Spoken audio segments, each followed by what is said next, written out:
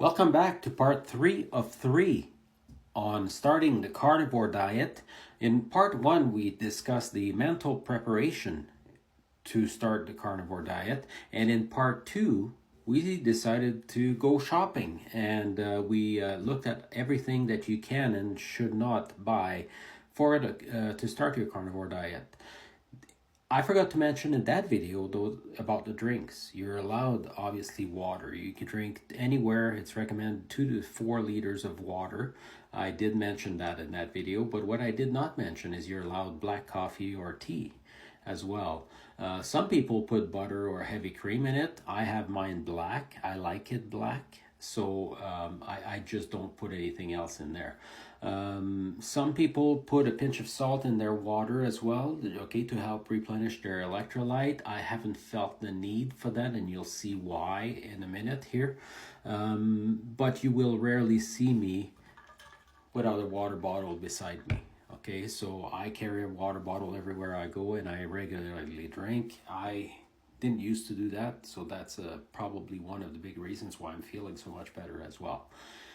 Now, a little bit controversial with some carnivores.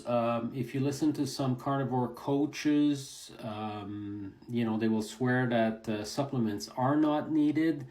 Personally, I didn't want to miss out on a few items, okay, knowing that I wasn't having certain vegetables and so on in me. I wanted to make sure that I had enough vitamins for the most part. And I didn't want to run out of electrolytes, and that's coming from a friend of mine, Morris Daher. You can look him up. He's a nutritionist on TikTok. And so I decided to order some electrolytes, which is a mix of sodium, potassium, and magnesium combo. I take 2 to 3 a day. Usually 2 is enough, 1 in the morning, 1 in late afternoon. But when it's really hot outside and I sweat, work outside and so on, then I'll take 1 in the middle of the day, because sometimes I can feel my blood pressure going down low enough to make me a little bit lightheaded. So usually what I've noticed when that happens is I'm running out of electrolytes. You can have cramping without enough electrolytes as well, right? So I take those electrolytes. I take a little bit of vitamin A. This is very important for your eyes, your lungs, your kidney, and other organs. So I do take a vitamin A every day or every second day, depending on what I eat. If I have beef liver, it's high on vitamin A, so I don't take it that day. And so I take also some vitamin E. There's plenty of options available to you. You will find it in Atlantic salmon, in goose meat and rainbow trout. So, you may not need it again, depending on what you do, but I do take a vitamin A almost every day. I take some vitamin D3 and K2 mix as well. The vitamin K is important to help for the structure of the body, for maintain healthy blood clotting factors and bone health. And so I take some of that as well. And but you can find it in chicken and things like that. But it's a good supplement to take.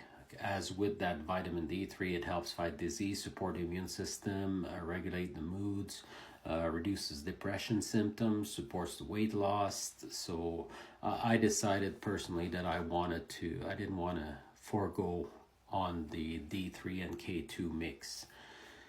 I also take some vitamin D at times. You don't want to overdo it with the vitamin D, particularly not without the vitamin K. And so vitamin D, I take it every 2-3 days maybe, and it helps fight disease, support the immune system, regulate the moods as well. You can find it in fish, salmon, sardines, tuna, cod.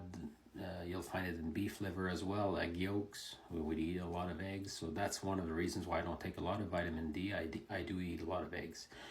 And I do take some omega-3 on days that I'm not having fish. So so it's quite sporadic, it's hit and miss when I take it. And since I turned 50, I was taking some multivitamins for men over 50. It's probably not necessary now. It's probably an overkill, so I don't take it very often, but every once in a while, particularly if I miss my vitamins one day, or I will pop one at night before I go to bed or something like that.